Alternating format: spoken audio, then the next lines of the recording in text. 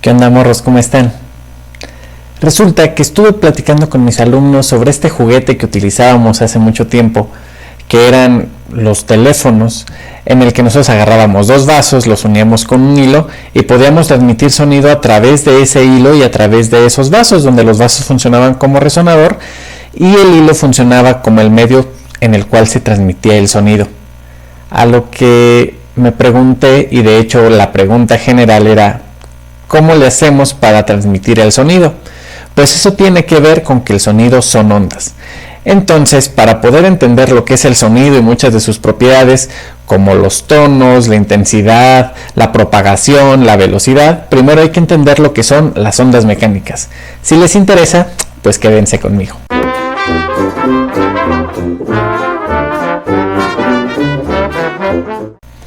Comencemos entonces por decir primero, ¿cuál es el tipo de propagación que tenemos en una onda? Resulta que una onda mecánica es una perturbación que viaja sobre un medio y esta va desde un punto a otro.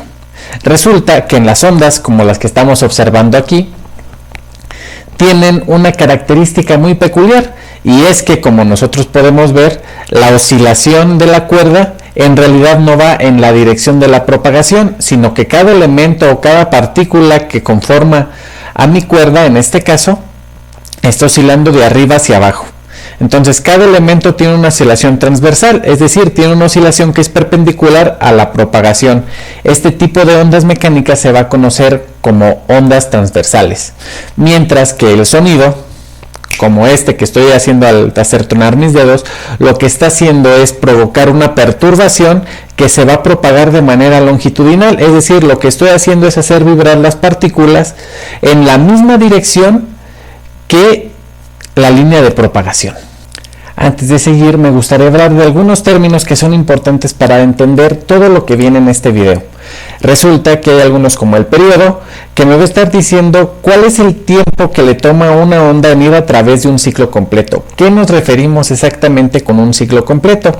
Si hablamos de una onda transversal, estamos hablando del tiempo que le toma a uno de los constituyentes de mi cuerda, es decir, a uno de los elementos o de las partículas que forman a mi cuerda, en subir y volver a bajar, en hacer todo el recorrido completo.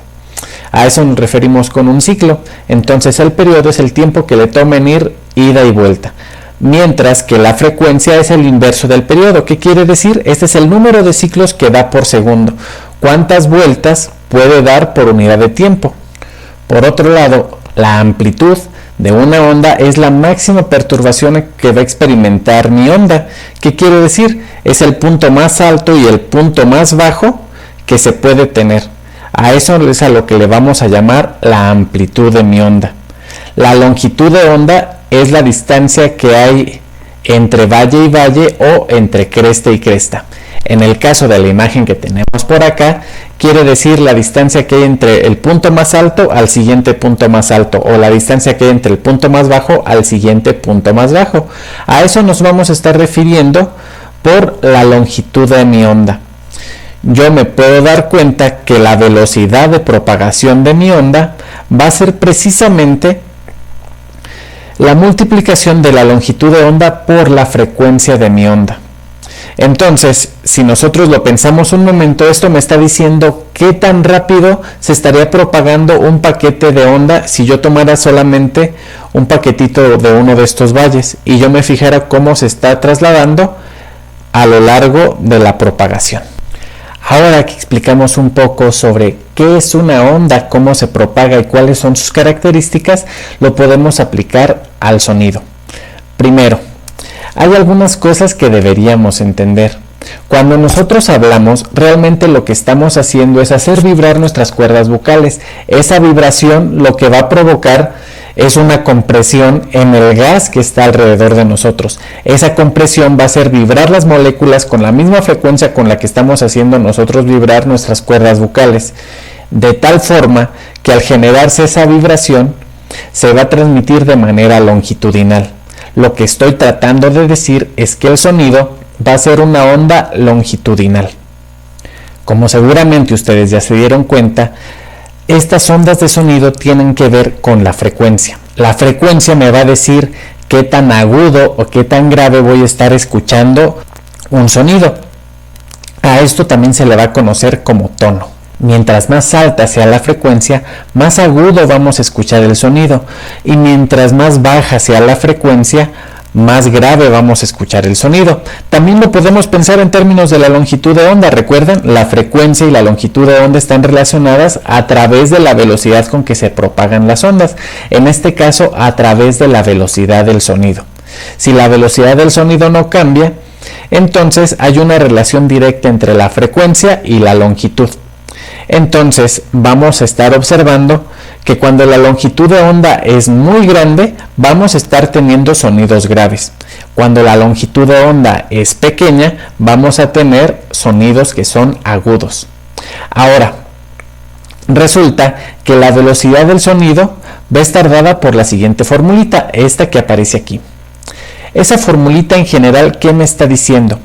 Para obtenerla yo tengo que considerar al gas en el que vivimos, que es la atmósfera, como un gas ideal, y considerar que entre mayor sea la tensión o la presión que hay en ese gas, la presión que hay entre las moléculas y con las que se están empujando unas a otras, mejor se va a transmitir el sonido. Entonces mayor va a ser la velocidad, y también tengo que considerar la densidad de partículas que hay en esa columna de gas en la que se va a transmitir el sonido. Por lo tanto, obtenemos el resultado que acabamos de mencionar. Si ustedes notaron, en esta ecuación que aparece aquí, la velocidad del sonido depende únicamente de la temperatura. Resulta que a mayor temperatura, mayor velocidad va a tener el sonido para viajar. Hablando de la velocidad del sonido y su relación entre frecuencia y longitud de onda, tenemos que hablar de un fenómeno muy interesante que ocurre cuando la fuente emisora de sonido está en movimiento, o cuando la persona que va a detectar o a observar el sonido está también en movimiento. Este se le conoce como el efecto Doppler, ese que tanto nos mencionan cuando vemos un carro que va acelerando y que pasa a nuestro lado, o también cuando nosotros observamos que pasa una ambulancia cerca de nosotros, o mi favorito, el ejemplo que nos dan los Simpsons. En general a mí me encanta ese ejemplo con la voz de Bart, pero también lo tenemos con la voz de Homero. En ambos casos el resultado es exactamente el mismo. Si nosotros nos fijamos un poco, vamos a estarnos dando cuenta que de repente el sonido pasa de ser agudo a ser grave. ¿A qué se debe esto? No quiere decir que la frecuencia con la que se está emitiendo el sonido esté cambiando, eso no pasa. Lo que sí va a estar pasando es la percepción que nosotros vamos a tener debido a cómo se están acumulando las ondas de sonido. Pensemos ahora en el ejemplo que les pongo por aquí. Imaginemos entonces que tenemos una fuente sonora, la que está aquí en el dibujito, y hay dos personas a la misma distancia, una a la izquierda y otra a la derecha. Como ambas están a la misma distancia, van a estar escuchando el sonido que les llega al mismo tiempo. Una vez que se emite el sonido, la velocidad se emite en todas las direcciones. Esto quiere decir que tarda lo mismo en viajar el sonido hacia la izquierda que hacia la derecha. Ahora, la pregunta es interesante en este punto. ¿Qué pasa si ahora ambas personas, una se empieza a mover a la derecha y otra se empieza a mover a la izquierda? ¿Qué esperaría ver entonces? En este caso notemos que lo que se va a observar es un cambio aparente en la frecuencia. Vamos a explicar por qué. Cada una de esas rayitas que yo estoy pintando ahí es la pulsación que va a estar llegando hasta la persona. Entonces, lo que yo me estaré dando cuenta es que al acercarme a la fuente de sonido, las pulsaciones, a pesar de que se dirigen a mí a la misma velocidad, yo me las voy a estar encontrando cada vez con una mayor frecuencia. Exactamente, cada vez van a llegar a mí con mayor rapidez. Esto debido a que la distancia entre una y otra yo la estoy reduciendo al acercarme yo también. Mientras que para la persona que se está alejando de la fuente de sonido, lo que voy a estar observando es que las ondas se van a estar alejando una de las otras.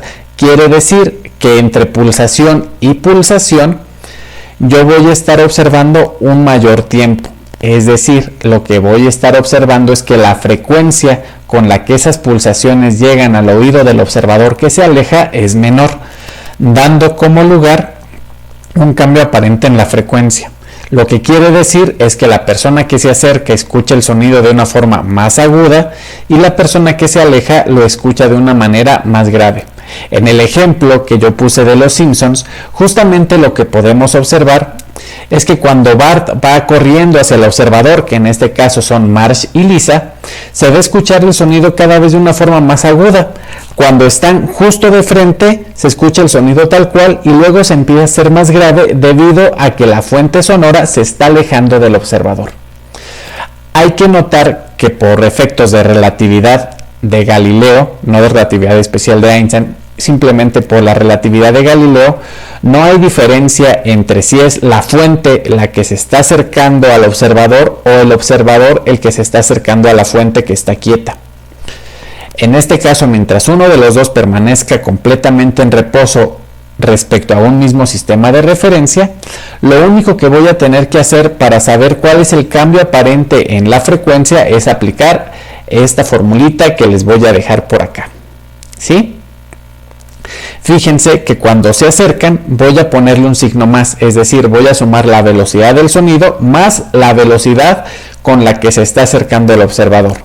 Mientras que si se están alejando, yo voy a tener que poner que la frecuencia o el cambio de la frecuencia va a ser ahora la frecuencia de la emisión multiplicado por la velocidad del sonido menos la velocidad con la que se está alejando el observador.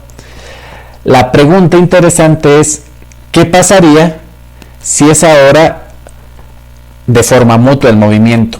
Si es tanto el observador como la fuente los que se están moviendo. Resulta que cuando el observador se está moviendo, la ecuación que habíamos encontrado para la frecuencia aparente del observador respecto a la frecuencia emitida no cambia para nada. Pero cuando la fuente se está moviendo, sí va a haber un pequeño cambio en lo que nosotros consideraríamos la frecuencia aparente de emisión. Es decir, si yo fuera o estuviera parado en el sistema donde se está emitiendo el sonido, ¿cómo observaría yo las ondas? Pues resulta que si yo comienzo a acercarme al observador o a la persona que está escuchando esas ondas, yo lo que vería es que estoy dejando atrás cada vez más lejos las ondas que estoy emitiendo. Es decir, la frecuencia es cada vez más baja porque las líneas están cada vez más separadas entre sí. Las pulsaciones son cada vez menos regulares entre sí. Mientras que cuando yo me estoy alejando del observador, estoy cada vez teniendo más cerca las pulsaciones que estoy emitiendo. Yo emito una pulsación e inmediatamente después la encuentro. Entonces yo estaría pensando que la frecuencia con la que estoy emitiendo pulsaciones es mayor o que estoy emitiendo de una forma más aguda. De modo que tomando en cuenta tanto el cambio en la frecuencia observada aparente y el cambio en la frecuencia emitida de forma aparente, obtendríamos la siguiente ecuación, que es la que tenemos aquí, y a esta se le conoce como la ecuación del efecto Doppler, que es la que todos queremos y adoramos y nos gusta usar mucho en los problemas. Si quieren que resuelva más problemas, pueden dejarlo ahí en la cajita de comentarios y con gusto hago videos de resolución de ejercicios de este estilo. Resulta que el efecto Doppler aplica a cualquier onda, no simplemente a las ondas sonoras. Incluso existe el efecto Doppler para las ondas electromagnéticas. Esto da tema para un video completamente nuevo que lo veremos después. Sin embargo, es bueno al menos tener en cuenta que este tema existe y que se puede aplicar a otras cosas como por ejemplo a las ondas de luz visible. Finalmente, dos términos que me gustaría aclarar antes de terminar con este video. La intensidad en cualquier onda no es otra cosa más que la energía por unidad de área y por unidad de tiempo. En la práctica termina siendo nada más la potencia por promedio que se transporta en la onda. Resulta que la intensidad en una onda sonora no es otra cosa más que el volumen y este se mide en decibeles. En general, estos decibeles están dados por esta ecuación que les estoy poniendo aquí. Finalmente, los fenómenos de interferencia Esto quiere decir que nosotros observamos que las ondas pueden estar formadas por estas crestas y por estos valles. Resulta que cuando dos ondas sonoras de la misma frecuencia y amplitud pueden dar origen a efectos de interferencia. Esto se observa cuando la cresta de una onda coincide con la cresta de otra. Entonces decimos que estas dos ondas están en fase. En este caso se refuerzan mutuamente y la amplitud va a crecer, ocasionan una intensidad más alta justo en ese punto. Sin embargo, si la cresta de una onda coincide con el valle de otra, las dos ondas se van a cancelar entre sí, a lo que se le conoce como un fenómeno de aniquilación. Lo que quiere decir es que no se va a escuchar sonido alguno en ese punto y se dice que las ondas están fuera de fase. Todo esto simplemente para explicar cómo es que se transmite el sonido en un teléfono de juguete. Ahora sí, pues ustedes saquen sus propias conclusiones. Realmente no expliqué cómo funciona el teléfono de juguete, sino que di cuáles son los elementos para una onda sonora. Las preguntas que ustedes podrán intentar resolver ahora es cómo es que se transmite el sonido justamente en ese hilo que conecta a los dos vasos. ¿Cuál es la función de los dos vasos? ¿Por qué son necesarios? O si podría transmitir el sonido nada más así hablándole a un hilo nada más, ¿no? No sé, pueden preguntarse muchas cosas. Pueden dar sus sugerencias de respuestas aquí en la cajita de comentarios o preguntar otras cosas de las que tengan inquietud, ya sea sobre el efecto Doppler, sobre algún ejercicio, sobre algún concepto que acabamos de ver aquí. No sé, pueden hablar de muchas cosas. Yo por lo pronto me despido, este es el fin de este video y recuerden siempre cuestionar todo, preguntar mucho y estudiar todavía más.